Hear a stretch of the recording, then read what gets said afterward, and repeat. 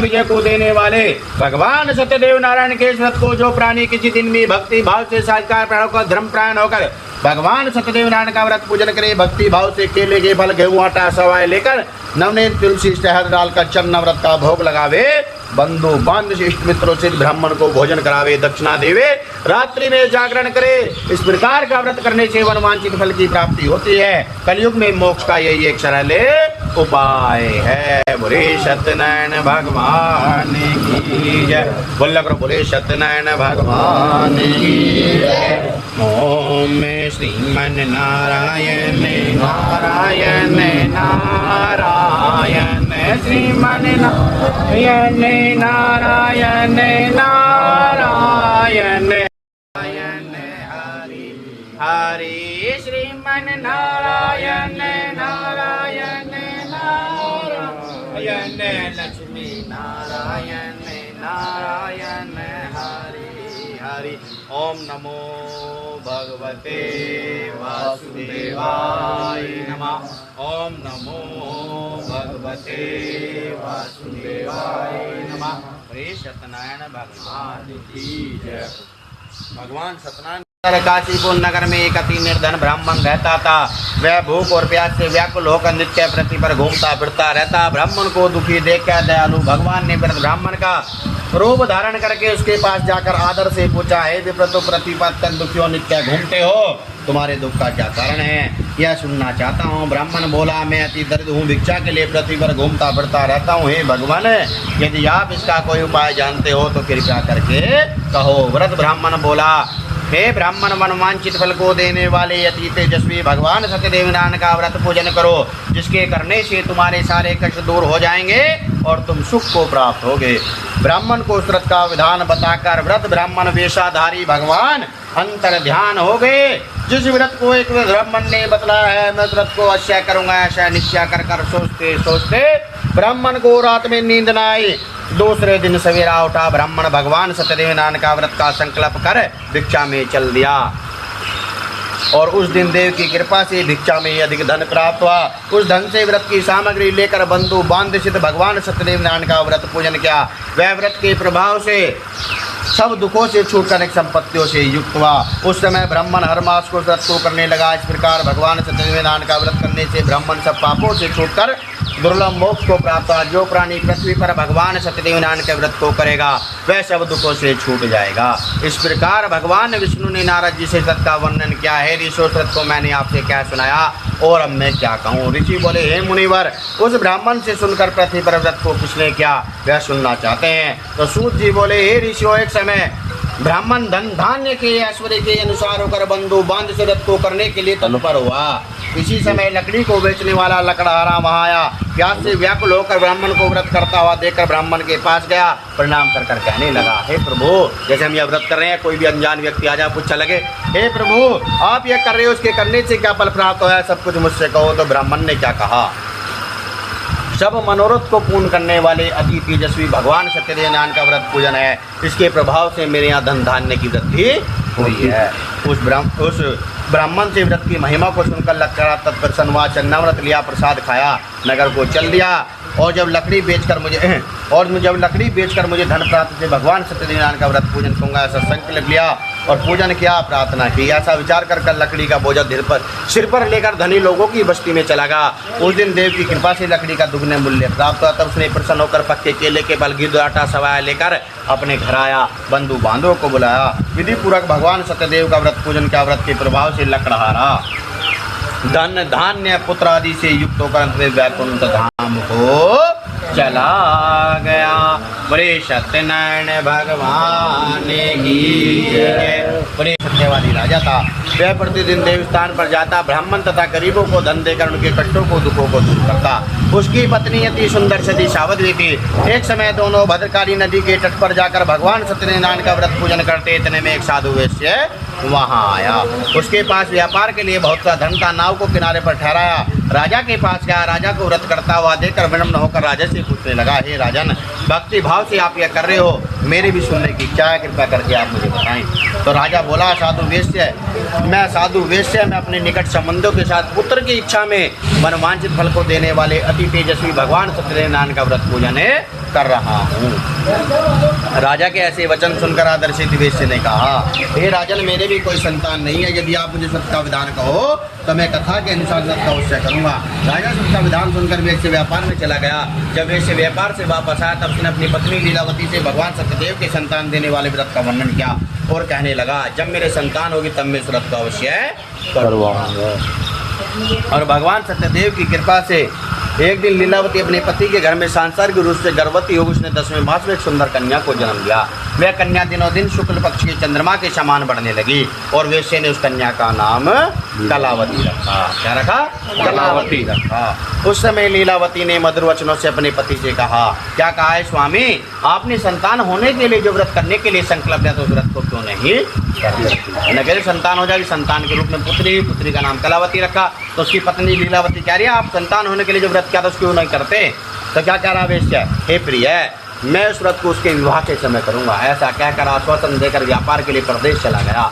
जब कलावती अपने पिता के घर में युवावस्था को प्राप्त हुई, एक दिन वेश्य ने कन्या को नगर में सखियों के संग योग्य देखकर पत्नी से विचार कर योग्य वर ढूंढने के लिए दूतों को आज्ञा दी। साधु वेश्य की आज्ञा पाकर दूत कंचनपुर नगर को चला गया तथा वहां से एक साधु वेश्य के पास वानिक पुत्र को ले आया। साधु वेश्य ने वानिक पुत्र को सुंदर स्वास्थ्य गुणवान देखकर अपने कुटुंबी और परिवार से विचार कर अपनी पुत्री का विवाह के साथ कर दिया, परंतु विवाह के समय भी इस व्रत को करना भूल गया। विवाह के समय इस व्रत को करना भूल गया। तब श्री भगवान क्रोधित हुए, भगवान सत्यदेव नारायण क्रोधित हुए, उसे श्राप दिया, ये दरुण दुख प्राप्त होगा, तो अधिक दुख प्राप्त होगा। कुछ दिन पश्चात व्यवसाय में कुशल साधु वेश्य अपने दामाद को साथ लेकर रत्नापुर नगर में जाकर व्यापार करने लगे। वहाँ वे दोनों राजा चंद्रकेतु के नगर में व्यापार करने लगे। वे सब भूल भाल अपना व्यापार कर रहे थे। वहाँ वे दोनों राजा चंद्रकेतु के नगर में जाकर व्यापार करने लगे। एक दिन भगवान सत्यदेव की माया से प्रेरित होकर चोर राजा का धन चुराए शीघ्र भागा जा रहा था, किंतु पीछे राजा के दूत को आता हुआ देखकर चोर घबराकर उस धन को वहीं छोड़कर भाग गए जहाँ ससुर और दामाद ठहरे हुए थे। वे दूत साधु वेश्य के पास राजा का धन रखा देखकर उन दोनों वेश्य को बांध लिया। प्रसन्नता से राजा के समय बुलाकर बोले, हे राजन, हम इन दोनों चोरों को पकड़ कर लाए हैं, आप देखकर आज्ञा दें। दूतों ने राजा की आज्ञा पाकर उन दोनों को कठिन कारागार में डाल दिया और भगवान सत्यदेव की माँ से उनकी बात किसी ने नहीं सुनी। उनका जो सारा धन था राजा ने छीन लिया। उस शराब के कारण घर में वेश्य की पत्नी बहुत दुखी हुई। घर में जो धनकार चोर चुरा कर ले गए। मानसिक रूप से, शारीरिक रूप से कष्ट से पीड़ित होने पर, भूख और प्यास से व्याकुल होने पर अन्न की चिंता में घर घर घूमने लगी। और एक दिन कलावती एक ब्राह्मण के घर गई। माँ ने भगवान सत्यदेव नारायण का व्रत पूजन होते हुए देखा, कथा सुनी, प्रसाद ग्रहण किया और रात को घर आई। तब उसकी माता ने उससे पूछा, हे पुत्री, तो किसी का बच्चा लेट सवेरा होगा, कोई भी पूछा, हे पुत्री, इतनी रात गई, तू कहाँ रही हो, तेरे मन में क्या है? कलावती माता से बोली, हे माँ, मैंने ओम नमो भगवते वासुदेवाय ओम सुमने तोड़ लो चाहिए ना। अब इसका तो नंबर है, थोड़ी और बस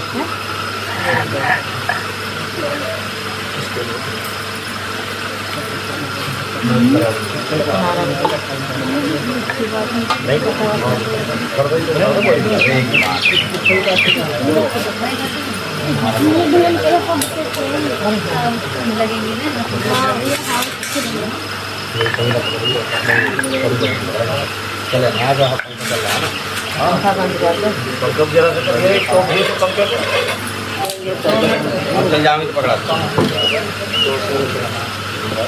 चल जाओ।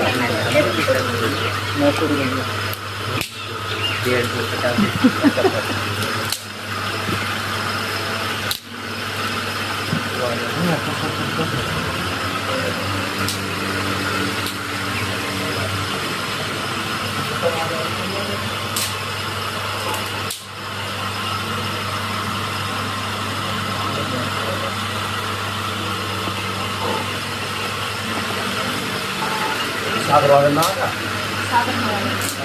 सागर का दिल्ली चला है। परात मुझे दो, ये देखो खड़े होते हैं। ये परात दो। अरे कभी ये यार को अरे घुटने के धोरे को रख ले एक ये पंकज की तुम सामग्री उड़ा करो, तुम तो घी की चलोगे पंकज को देगा पहले 5 आओ पूरे सबसे पहले घी के लगाओ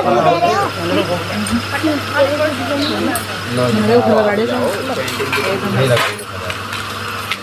लगाओ जी 5 आओ जी पहले घी के लगाओ। ओम प्रजापते स्वाहा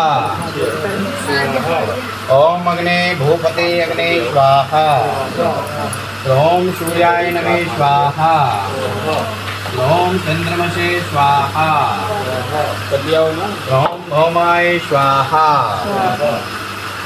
ओम बुद्धाय स्वाहा ओम गुरुवे स्वाहा ओम शं शुक्राय स्वाहा स्वाहा ओम अग्ने भूपते अग्ने स्वाहा ओम नारायणाय विद्महे वासुदेवाय धीमहि तन्नो विष्णु प्रचोदयात् स्वाहा ओम नारायणाय विद्महे वासुदेवाय धीमहि तन्नो विष्णु प्रचोदयात् स्वाहा ओम नारायणाय विद्महे वासुदेवाय धीमहि तन्नो विष्णु प्रचोदयात् स्वाहा ओम नारायणाय विद्महे वासुदेवाय धीमहि तन्नो विष्णु प्रचोदयात् स्वाहा ओम नारायणाय विद्महे वासुदेवाय धीमहि तन्नो विष्णु प्रचोदयात् स्वाहा।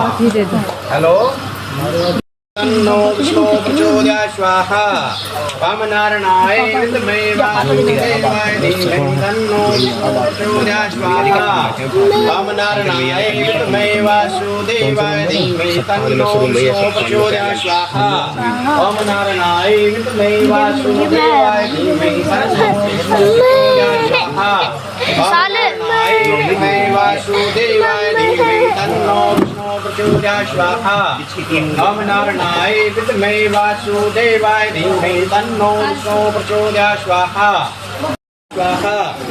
आजा भैया प्रसाद लेके जाइए जब ये बात में ओम नारायणाय विद्महे वासुदेवाय धीमहि तन्नो विष्णु प्रचोदयात् स्वाहा ओम नारायणाय विद्महे वासुदेवाय धीमहि तन्नो विष्णु प्रचोदयात् स्वाहा ओम नारायणाय विद्महे वासुदेवाय धीमहि तन्नो विष्णु प्रचोदयात् स्वाहा ओम नारायणाय विद्महे वासुदेवाय धीमहि तन्नो विष्णु प्रचोदयात् स्वाहा ओम नारायणाय विद्महे वासुदेवाय धीमहि तन्नो विष्णु प्रचोदयात् स्वाहा ओम नारायणाय विद्महे वासुदेवाय धीमहि तन्नो विष्णु प्रचोदयात् स्वाहा ओम नारायणाय विद्महे वासुदेवाय धीमहि तन्नो विष्णु प्रचोदयात् स्वाहा विष्णु प्रचोदयात् स्वाहा ओम नारायणाय विद्महे वासुदेवाय धीमहि तन्नो विष्णु प्रचोदयात् स्वाहा ओम नारायणाय विद्महे वासुदेवाय धीमहि तन्नो विष्णु प्रचोदयात् स्वाहा ओम नारायणाय विद्महे वासुदेवाय धीमहि तन्नो विष्णु प्रचोदयात् स्वाहा ओम नारायणाय विद्महे वासुदेवाय धीमहि तन्नो विष्णु प्रचोदयात् स्वाहा ओम नारायणाय विद्महे वासुदेवाय धीमहि तन्नो विष्णु प्रचोदयात् स्वाहा ओम नारायणाय विद्महे वासुदेवाय धीमहि तन्नो विष्णु प्रचोदयात् स्वाहा ओम नारायणाय विद्महे वासुदेवाय धीमहि तन्नो विष्णु प्रचोदयात् स्वाहा।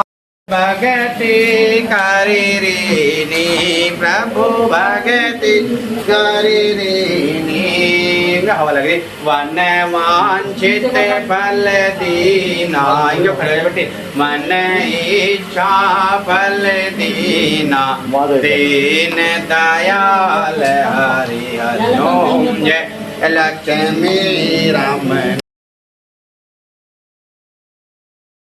तो दोस्तों इसी के साथ यहाँ पे कथा की आरती समाप्त होती है और हम यहाँ देख रहे हैं प्रसाद जिसमें आपको आटा बूरा केला ठीक है और मखाने गोला मतलब बहुत सारी चीज़ गिननी पड़ती है और उसके बाद हमने प्रसाद सभी में वितरण किया। प्रसाद वितरण करने के बाद सभी ने अपनी अपनी इच्छाएं तो प्रसाद वितरण के बाद होती है हमारी सत्यनारायण की कथा समाप्त। तो आपको इस वीडियो को कौन सा भाग सबसे ज़्यादा बेस्ट लगा कमेंट बॉक्स में जरूर बताना और मुझे सब्सक्राइब करके जरूर जाना। धन्यवाद।